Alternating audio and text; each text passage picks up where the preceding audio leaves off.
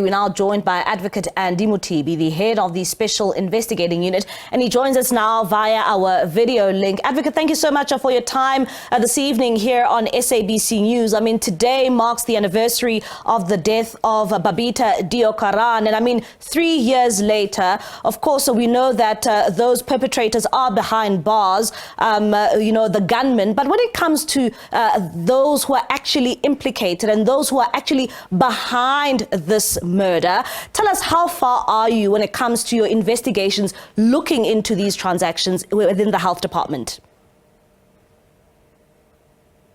No, thank you very much, Bali. Thank you for having us on your show. Today, as you correctly say, marks the third, anniversary of the passing of Babita Deokaran.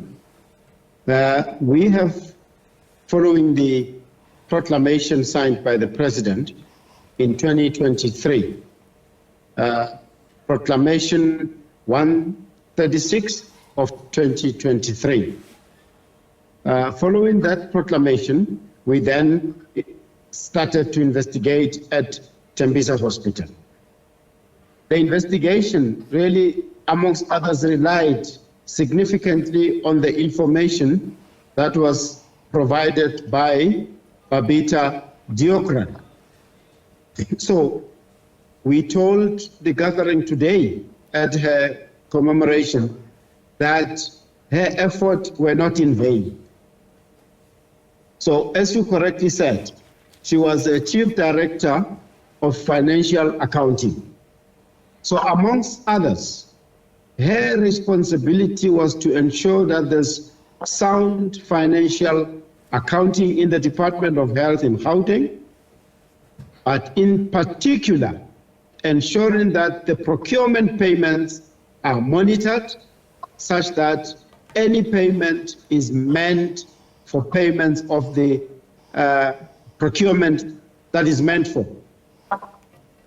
So we, in the investigation now, relied on the more than 200 purchase orders that she flagged. So after going through those purchase orders, we then uncovered more purchase orders. So to date, we have looked at about 5,314. Yeah, just to repeat, 5,314 purchase orders.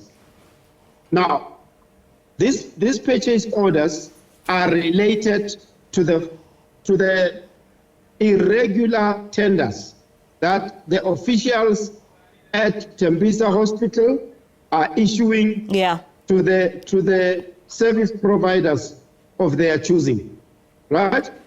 So, how do they do this? They manipulate the procurement system.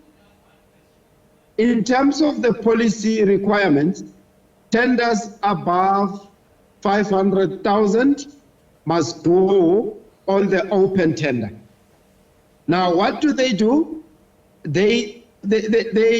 just get the tender value to below 500,000, say 480,000, 490,000, and so on. And they now, when it's below 500,000, they then issue quotations, right? And these quotations are issued to the service providers that they target and they collude with, they benefit corruptly, right? So what we have found further is that this is committed by a syndicate. Yeah. There's a serious organized crime happening there through syndicates. There's about 3 syndicates that we have uncovered. Now, this money is now channeled through this syndicate, but we have since uncovered the officials that are involved. And you would recall that the government of Gauteng, through the Premier, already has announced that about 5 officials have been disciplined. We have also referred matters for criminal investigation, and we are also now pursuing the recoveries. Yeah, and touching on that. Touching on that, Mr. Mothibi, I mean, you talk about the multiple syndicates here, which you have uncovered, and, you know, painting a picture of what these procurement processes looked like, particularly at the Tembisa Hospital. Maybe if you can just give us an insight when it comes to following the money. You know, how far are you in terms of nabbing those officials? Because you say that there are officials involved in this. Right. In fact, our forensic accountants during the investigation have followed the money. We have uncovered that about 1.8 billion has flowed through the bank accounts linked to this criminal syndicate. 1.8 billion, Mbali. So we know where this money has gone to, who has facilitated. Of course, we can't name them now, but we should be pouncing on them soon through recoveries from the special tribunal.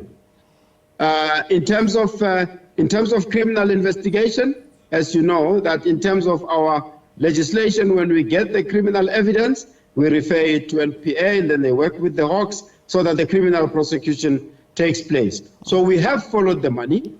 We know where the money has been channeled to. So we are in the process now of going to the special tribunal to recover those monies, and you would know that they've actually and you know, coming to the issue around Mr. Mothibi, I'm so sorry to interrupt you there. We don't have much time left. When it comes to whistleblowers, I mean, you know, much of today, you know, we spoke about whistleblowers, and that has been the rhetoric, you know, coming out of today's proceedings. You know, what role here have the whistleblowers played for you to uncover, you know, all of this corruption that has taken place, particularly at Tembisa Hospital? I'm glad you're asking that question, Mbali. The whistleblowers really played a critical role. One of them, of course, being the late Babita Deokaran, and we've had further whistleblowers. And as we speak now, we are considering the information from those whistleblowers. That information is actually leading us to other hospitals where this syndicate could be operating. So we will be amending the current proclamation or seeking new proclamations that would cover other hospitals in Gauteng. So you are right, the whistleblowers are playing a key role, and of course the related question would be, what is the progress in improving whistleblower protection? Yes. So we informed the gathering today that the process is underway.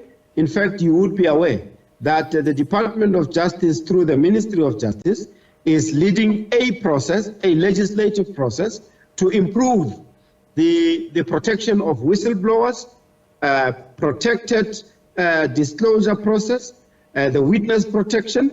So that process is receiving critical attention from the Ministry of Justice to improve the protection of whistleblowers. Advocate, I'd love to chat a bit more, but unfortunately we have run out of time. That is Advocate Andy Mothibi. He is the head of the Special Investigating Unit there, just giving us an update when it comes to the investigations being done there within the Tembisa Hospital. And of course, this is done by the SIU.